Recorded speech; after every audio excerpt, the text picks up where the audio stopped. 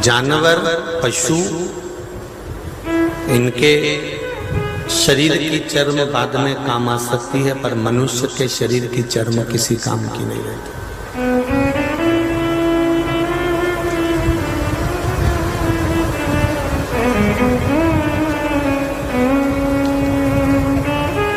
हाथी कभी फेरन लवली नहीं, क्रीम लगाता है हाथी, बोरोप्लस मोरोप्लस लगाता, फिर भी उसकी चमड़ी मरने के बाद भी जग कल्याण के काम आ रही है। शेर भी कोई पाउडर या क्रीम नहीं लगाता, फिर भी उसकी चमड़ी जनमानस के काम आ रही है। हिरण भी कोई क्रीम पाउडर नहीं लगाता, तो भी हिरण की चमड़ी जनमानस के काम आ रही है। एक जानवर, पशु भी कोई क्रीम पाउडर नहीं लगाता, तो भी उसकी चमड़ी जनमानस के काम आ रही है। और अपनी कमाई का, मनुष्य की कमाई का 3 हिस्सा उसके केवल फैशन में चले जाता है, तो भी ये चमड़ी रोज पेयर्स से धोई, निलाई, क्रीम लगाई, 2 घंटा तक धागा से नुचवाई, उसके बाद भी किसी काम नहीं आई और आखिरी में जलाई। जिंदा हो, जीवित हो, तो परमात्मा की भक्ति में लगे रहो।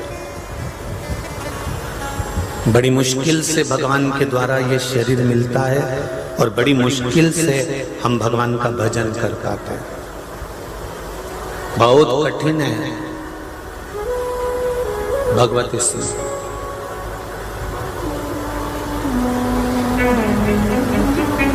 शिव पुराण कर रही है, अंधे की तरह अपने जीवन को नहीं जीना। जिसके नेत्र नहीं होता, जो आंखों से अंधा हो जाता है, कभी यहां टकरा जाता है, कभी वहां टकरा जाता है, कभी यहां चले जाता है, कभी वहां चले जाता है। जिसके नेत्र होते हैं, फिर वो कहीं टकराता नहीं है, ना इधर जाता, ना उधर जाता, ना उधर जाता। उसको जिस जगह जाना है, जिस मंजिल तक उसको पहुंचना है, उस मंजिल तक वो पहुंच जाता है, क्योंकि उसके नेत्र हैं,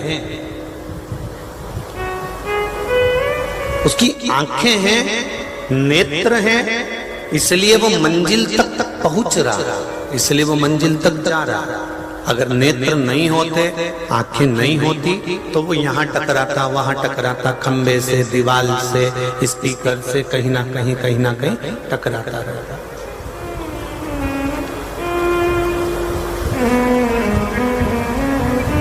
जब तक शिव महापुराण के नेत्र आपके नहीं लगे थे, जब तक शंकर के द्वारा आपके नेत्रों में प्रकाश नहीं आया था, शिव के द्वारा आपके नेत्र प्रकाशित नहीं हुए थे, तब तक आप बहुत भटक लिए। कभी यहाँ चले गए, कभी वहां चले गए, कभी यहाँ चले गए, कभी वहां चले गए। यहाँ से काम नहीं बना तो वहां पहुंच गए, वहां से काम नहीं बना तो वहां पहुंच गए। ना जाने कितनी जगह पर हमने भटक कर देख लिया। समझ लो कि हमारे नेत्र नहीं थे, हमारे नेत्र थे ही नहीं, इसलिए हम भटक रहे थे।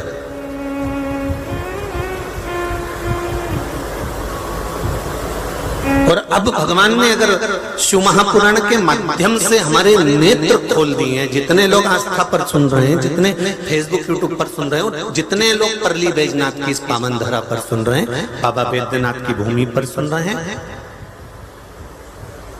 उनसे निवेदन है, अगर भगवान ने हमारे नेत्रों में प्रकाश दे दिया है, शिव महापुराण रूपी प्रकाश हमारे नेत्रों में अगर पहुंच गया है, तो इस चीज का स्मरण आपके जीवन में रहे कि अब हमको भटकना नहीं है। थोड़ा सा भी दुख आया, थोड़ी सी भी तकलीफ आई, थोड़ा सा भी कष्ट आया, हमें दूसरे के हाथ नहीं जोड़ना है, हमें दुनिया वालों के सामने जाकर गिड़गिड़ाना नहीं है, हमें दुनिया वालों के सामने जाकर हाथ नहीं जोड़ना है, हमें दुनिया वालों से जाकर नहीं कहना है। अगर हमारी जिंदगी में थोड़ा सा भी दुख आया है, थोड़ी सी भी तकलीफ आई है, थोड़ा सा भी कष्ट आया है, तो हमको एक काम करना है, उस ओ घड़दानी त्रिकालदर्शी, मेरे शंकर के पावन चरणों में जाकर बैठ जाना है और अपने दिल की बात उससे कह देना, अपने हृदय की बात उस परमात्मा से कर,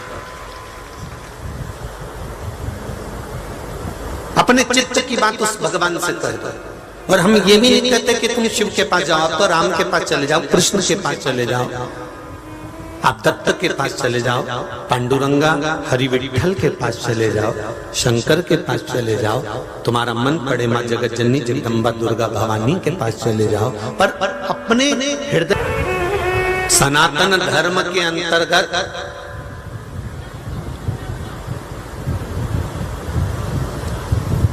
इतने देवी देवता हैं, 33 कोटि देवी देवता हमारे सनातन धर्म के अंदर है। उसके बाद भी आप अगर 33 कोटि देवी देवता को छोड़कर दूसरे के दरवाजे पर भटक रहे हो तो समझ लेना तुम्हारी आंखें नहीं है, तुम अंधे हो। आज भी अंधे हो। अगर 33 कोटि देवी देवताओं को छोड़कर भी हम भटक रहे हैं तो ये हमारे निर्णय नहीं है।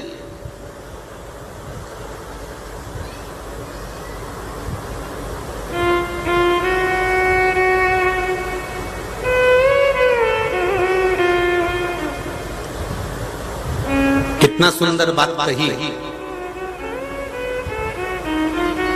शिव महापुराण के अंतर्गत। पार्वती मैया अपने गणेश जी को समझा रही है, पार्वती मैया अपनी रिद्धि सिद्धि बहू को समझा रही है।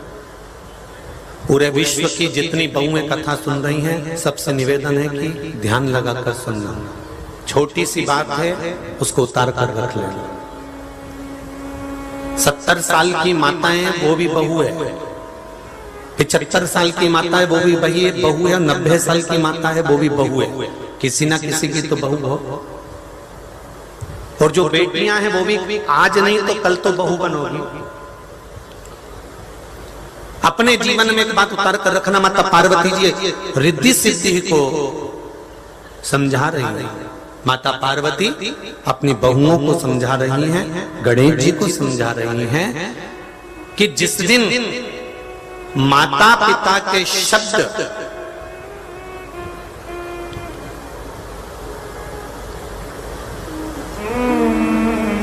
जिस दिन माता पिता के शब्द बुरे लगने लगे और दूसरों के शब्द अच्छे लगने लगे, समझ लेना तुम्हारे को बर्बाद होने से कोई नहीं रोक सकता।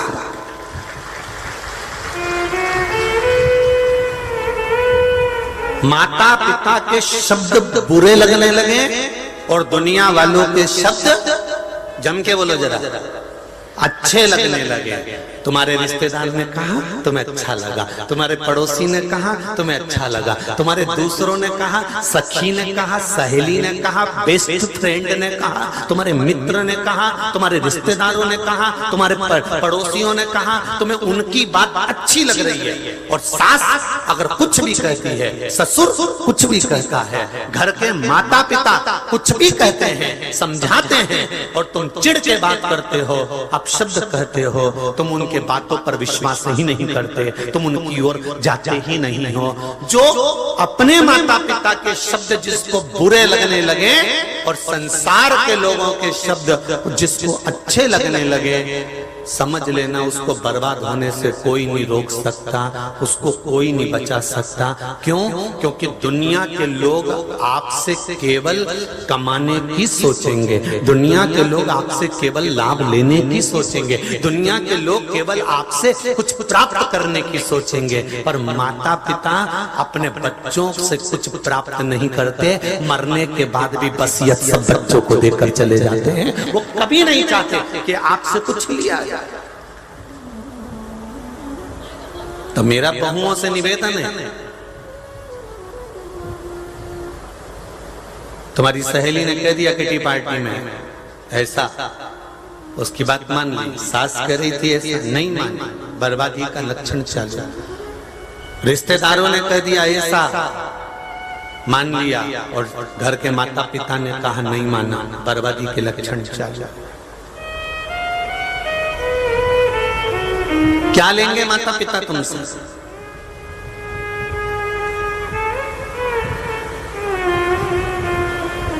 बुजुर्ग माताएं यहाँ कथा सुनने भी आई हुई हैं। मैं इनसे पूछना चाहूंगा, आप में से कितनी माताएं हैं जो अपने बच्चे से कही होंगी कि मुझको 500 रुपए दे दे, मैं परली बैजनाथ जा रही हूं? किसी ने नहीं मांगा होगा।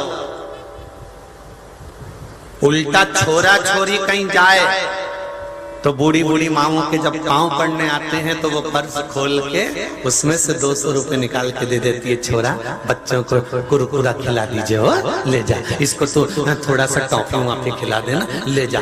उल्टा बूढ़े माँ बाप अपना पर्स खोलकर नवयुवन बच्चों को, बहुओं को, बेटा बेटी को पैसा दे देते हैं। पर कोई बूढ़ा, कोई बुजुर्ग माता पिता अगर कहीं जा रहे होते हैं तो वो ये आस लेकर नहीं जाते कि मेरा बच्चा मुझे यहाँ पहुंचाएगा, मेरा बच्चा ऐसा करेगा। वो तो अपनी पहले देख लेते हैं कि अपनी गठरी में थोड़ा बहुत है तो उसका मन करता है कि अब जाना है, मैं परली बैजनाथ जा रही हूँ कथा सुनने। तो मम्मी गाड़ी की व्यवस्था, वो पड़ोस वाली काकी जी है ना, उनने गाड़ी कर ली है, हम चले जाएंगे, हो जाएंगे। पैसा कौन देगा आपको, उसकी चिंता तू मत कर, हमने सब बात कर ली है, हम तो चले जाएंगे, कथा सुनना है, 7 दिन का आनंद लेना है और आ जाएंगे। उसमें क्या दिक्कत है जीवन का?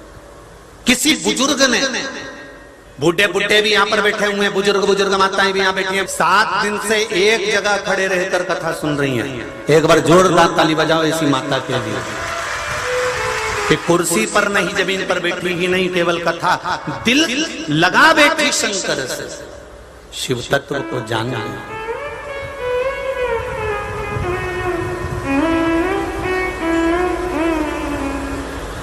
शंभु शरणे मांगू घड़ी दुख काटो, दया करी निदर्शन आपो, दया करी निदर्शन आपो। शंभु शरणे मांगू घड़ी दुख काटो, दया करी दर्शन आपो। जोरदार ताली बजाओ माता के लिए। 75 वर्ष की आयु है, 7 दिन से लगातार एक जगह पर खड़े होकर, बैठी नहीं, खड़े रहकर कथा का रसतत्व ग्रहण कराए। भगवान शंकर की कथा करिए। सनातन धर्म में इतने देवी देवता हैं, उनको छोड़कर अगर हम दूसरे पंथ की ओर जाते हैं, दूसरे धर्म की ओर जाते हैं, दूसरी ओर जाते हैं तो हमारा जीवन बेकार। क्यों छोड़े हैं हम क्यों दूसरे की माना? ब्रह्मा जी ब्रह्मलोक में रहते हैं,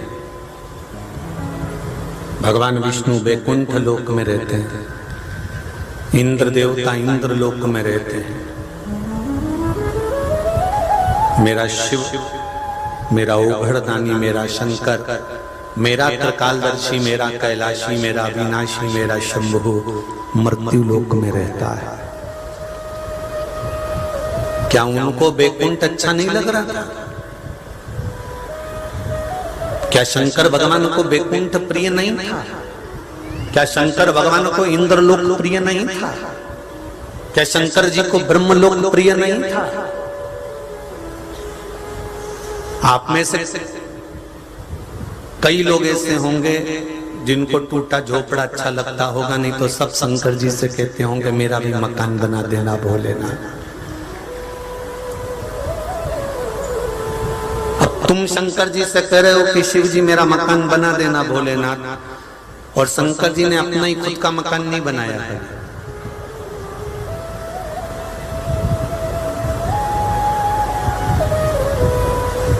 पार्वती जी ने कई बार कहा कि एक महल बना लेते हैं, तैयारी कर लेते हैं। शंकर भगवान बोले अगर महल बनाएंगे तो अहंकार आएगा, इसलिए महल बनाने की जरूरत नहीं है।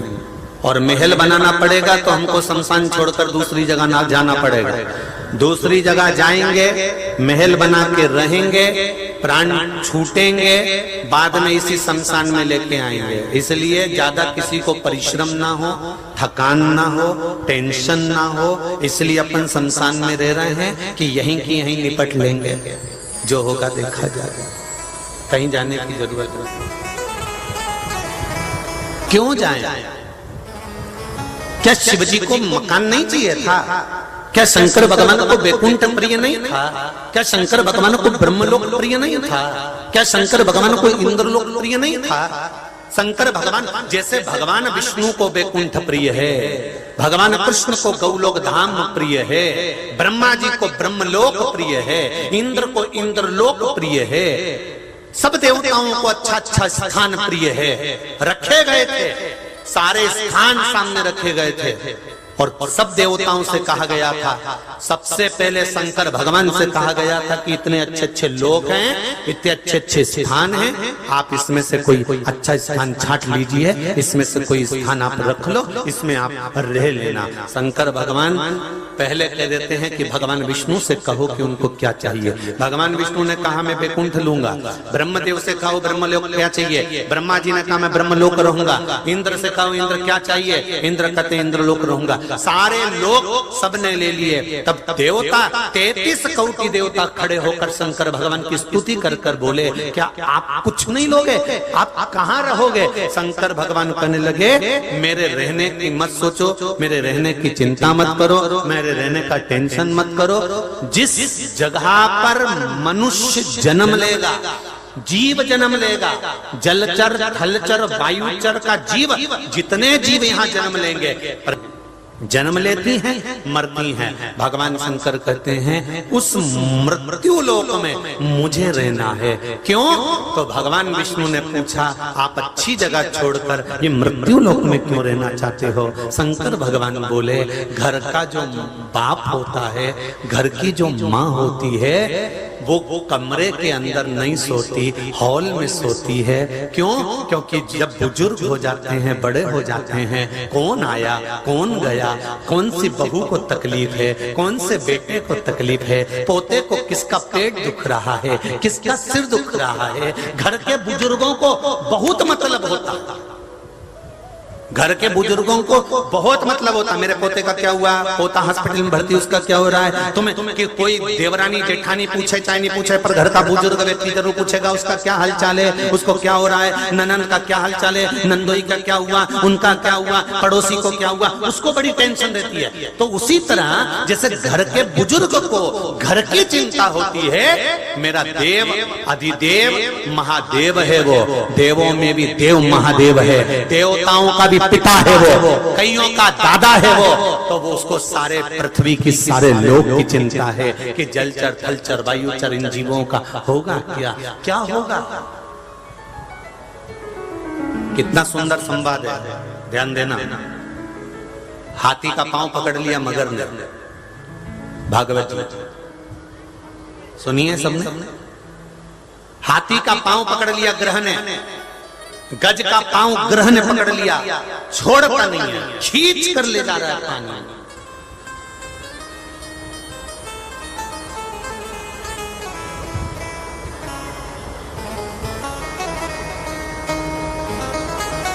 जैसे ही पानी में गया हाथी, पहुंचते से जल के अंदर गया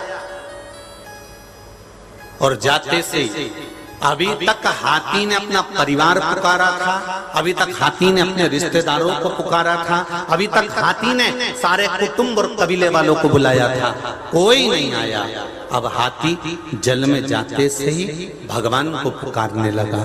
जब भगवान को पुकारने लगा, भगवान आए मेरे चरण को बचाएं। भगवान जब जाने लगे, वैकुंठ से जब मेरे नारायण जा रहे थे, गरुण पर बैठ कर जा रहे थे, उसी समय कैलाश के पास में से मेरे भगवान जब निकले,